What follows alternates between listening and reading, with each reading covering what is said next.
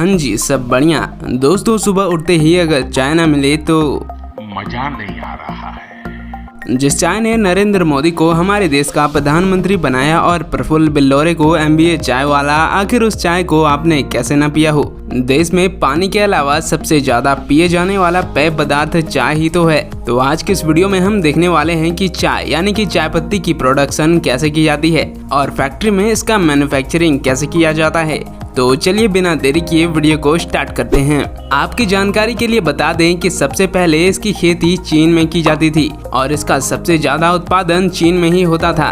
British सरकार ने इसे भारत में लाया और भारत में इसकी सबसे ज्यादा खेती असम, उड़ीसा, पश्चिम बंगाल, केरल, उत्तराखंड और तमिलनाडु जैसे राज्यों में की जाती है। भारत में 95% चाय यहीं पर उगाई जाती है और भारत में सबसे ज्यादा चाय का उत्पादन असम में होता है। इनकी खेती खासकर पहाड़ी इलाकों में की जाती है क्योंकि पहाड़ी इलाकों में पानी का दहराव नहीं होता है, जिससे इसकी पत्तियां खराब होने से बची रहती है। तो सबसे पहले चाय के पौधों को नर्सरी में उगाया जाता है और उसके बाद इन्हें कुछ इस प्रकार के प्लांटिंग मशीन की सहायता से बो लिया जाता है। अब कुछ दिनों बाद इनमें खरपतवार आने लगते हैं, उन्हें भी इस मशीन से अलग कर लिया जाता है और जैसे जैसे इनके पौधे बड़े होते हैं उनमें कीड़े लगने लगते हैं और उन पर कुछ इस प्रकार के मशीन से पेस्टिसाइड का छिड़काव किया जाता है जिससे इन पर कीड़े ना लग पाए। अब चाय के पौधे प्लांटिंग के 1.5 साल बाद हार्वेस्टिंग के लिए तैयार हो जाते हैं और इनकी पत्तियों को कई जगहों पर कई तरीके से तोड़ा जाता है। कुछ जगहों पर इसे हाथों से तोड़ा जाता है तो कुछ जगहों पर जहां इसकी प्रोडक्शन सबसे ज्यादा होती है वहां पर इन मशीनों की सहायता से तोड़ा जाता है। तो हार्वेस्टिंग के बाद इनकी पत्तियों को बोरे में भरकर आगे के प्रोसेस के लिए ट्रांसपोर्टेशन के जरिए फैक्ट्री में भेज दिया जाता है। तो सबसे पहले यहाँ पर इन चाय के पत्तियों को इस जाली पर फैला देते हैं और नीचे से गर्म हवा को इस पर पास किया जाता है। यह गर्म हवा चाय के पत्तियों के 50% मॉइस्चर को कम कर देती है।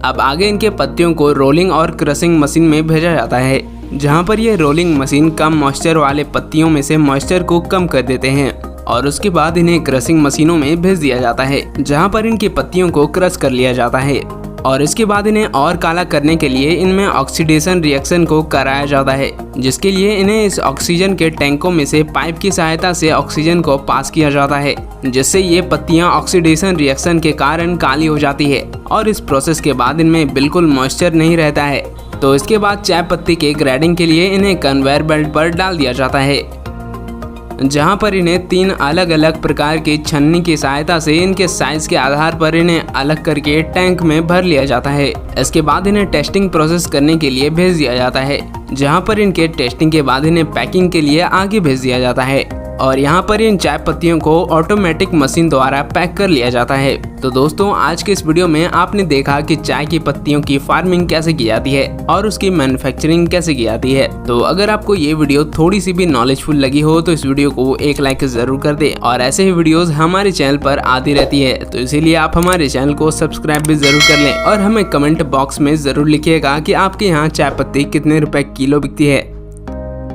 वैसे आप इन दोनों वीडियो को भी क्लिक करके देख सकते हैं क्योंकि दोनों वीडियो काफी ज्यादा अच्छी है।